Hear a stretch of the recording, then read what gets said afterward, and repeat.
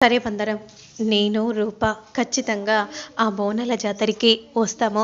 సరే రాజన్న అని అంటూ మందారం కాల్‌ని కట్ చేయగానే, ఇక వెంటనే మందారం విరూపాక్షకి ఫోన్ చేసి, హలో పెద్దమ్మ గారు, చెప్పు మందారం.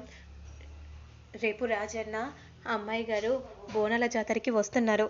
ఈరోజు మేము కూడా అక్కడికి బయలుదేరుతున్నాం. నువ్వు కూడా ఖచ్చితంగా రావాలి పెద్దమ్మ. సరే మందారం, ఖచ్చితంగా వస్తాను అని అంటూ కాల్ని కట్ చేయగానే, మరోవైపు రాజు రూప దగ్గరికి రాగానే, ఏంటమ్మాయి గారు ఏం ఆలోచిస్తున్నారు? నాన్న గురించి ఆలోచిస్తున్నాను రాజు. నాన్న నాన్న నాన్నను చూడాలని ఉంది అమ్మాయి గారు. అవును రాజు, నాన్నతో మాట్లాడాలని ఉంది. కానీ అమ్మకు దగ్గరవుతున్న కొద్దీ నాన్న నాకు దూరంగా వెళ్ళిపోతున్నాడు. నేను ఇలా ఎవరికి ఏం చెప్పాలో కూడా నాకు అర్థం కావట్లేదు రాజు. నాకు చాలా బాధగా ఉంది. అమ్మాయి గారు, మీరు ముందు రండి అమ్మాయి గారు. ఎక్కడికి రాజు? నేను చెప్తాను, ముందు మీరు క్రిందికి రండి అమ్మాయి గారు అని అంటూ వెంటనే ఇక రూపాను రాజు క్రిందికి తీసుకెళ్తూ ఉంటాడు. అమ్మా, నేనిచ్చిన మందులు సరిగా వేసుకుంటున్నావా? ఏంట్రా అప్పగా, నేను అక్కడ ఉన్నా కూడా నువ్వు మందులు పంపించావు కదా, నేను వేసుకుంటూ ఉన్నాను కదా, ఇప్పుడు కూడా వేసుకుంటున్నాను. నేనెందుకు తప్పుతాను? తప్పితే ఏదో ఒక నొప్పి మొదలవుతుంది.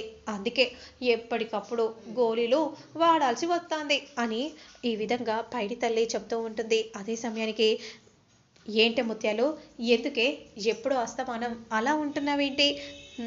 ఏం లేదత్తా, ఇలా ఉండక ఎలా ఉండాలి అని కోపంగా అంటూ ఉంటే, అదే సమయానికి అదిగో నీ కొడుకు కోడలు వస్తున్నారు. ఎక్కడికి వెళ్తున్నారా? మేము కాదు వెళ్ళటం, మనమందరం కలిసి వెళ్తున్నాం. ఏంట్రా ఏమంటున్నావు? అందరం కలిసి వెళ్ళడమా? ఎక్కడికి రా నాయనా అని పైడి తల్లి అంటూ ఉంటే, మనమందరం కలిసి బోనాల జాతరకి వెళ్తున్నాము. అమ్మ ఏమంటావన్నా? అమ్మ చెప్పమ్మా అని రాజు అంటూ ఉంటే, ఎక్కడికి వద్దు అని కోపంగా ముత్యాలు అంటూ ఉంటే, ఎందుకమ్మా అలా అంటున్నావు? ఇప్పటికే 2 సంవత్సరాలు అవుతుంది మనం బోనాల జాతర జరుపుకోకుండా ఉండటం. ఈసారైనా మనం జరుపుకుందామమ్మా, కాదనకో అని వరాలు అంటూ ఉంటుంది. అవునమ్మా, కాదనకమ్మా. ఇక రూప, అత్తయ్య నా కోసమని కాదత్తయ్య, రాజు ఆ రోజు జైల్లో ఉన్నప్పుడు ఎలాగైనా రాజు బయటికి రావాలని అనుకున్నాను.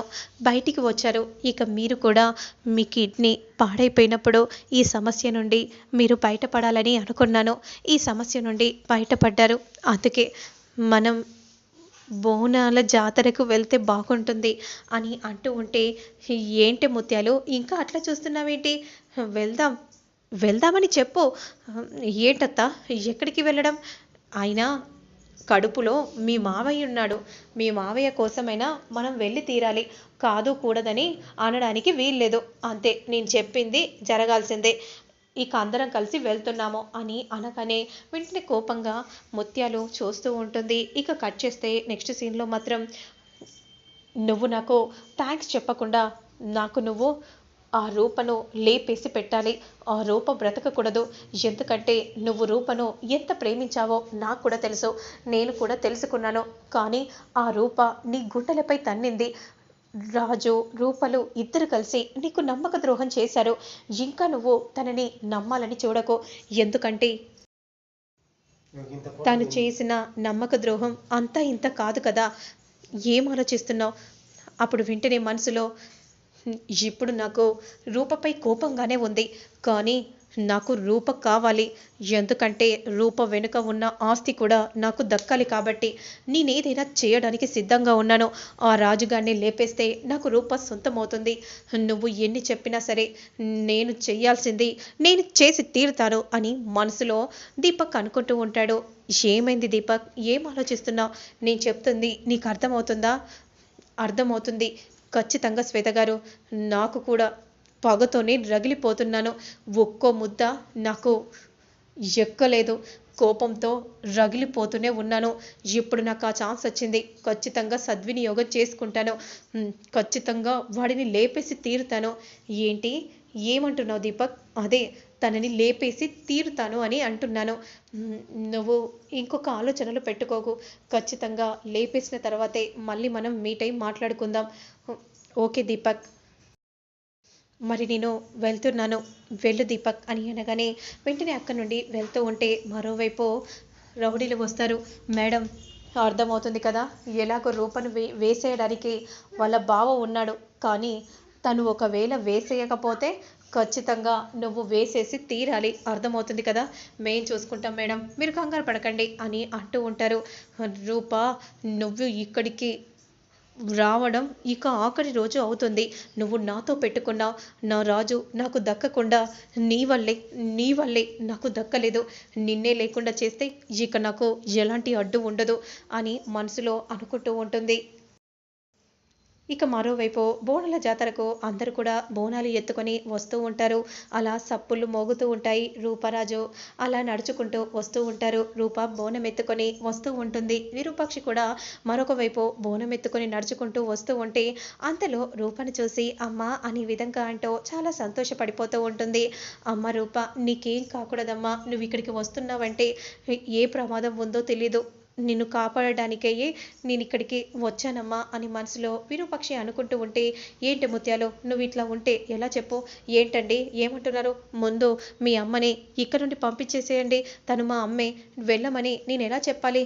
ఏంటండి, తను ఉన్నంతసేపు నేను కామ్గా ఉండాల్సి వస్తుంది, లేదంటే నేను పోతాను. అది కాదు ముత్యాలు, నువ్వు అలా మాట్లాడితే ఎట్లా చెప్పు అని అప్పలనాయుడు అంటూ ఉంటే, మరోవైపు మాత్రం పోతరాజు గెటప్లో దీపక్ రెడీ అవుతూ ఉంటాడు. బోనాలు ఎత్తుకొని అందరూ నడుచుకుంటూ అలా డ్యాన్స్లతో స్వాగతం పలుకుతూ ఉంటే, రా రూపా రా, ఇక ఇదే ఆఖరి రోజు, ఇక నిన్ను లేకుండా చేస్తాను, నిన్ను మీ బావే చంపబోతున్నాడు అని అంటూ ఉంటే మనకు దీపక్ని చూపిస్తూ ఉంటారు. ప్లాన్ ఏ ఫెయిల్ అయితే ఏంటి, ప్లాన్ బి కూడా నీ కోసం సిద్ధంగా ఉంది. ఈ రెండిట్లలో ఏదో ఒకటి ఖచ్చితంగా నీపై అమలవుతుంది అని శ్వేత మనసులో అనుకుంటూ అక్కడి నుండి వెళ్తూ ఉంటుంది. మరోవైపు దేవుడా, అసలు ఏం జరుగుతుంది? రూపను తీసుకొని రాజు ఇంటికి డైరెక్ట్ వెళ్ళిపోయాడు.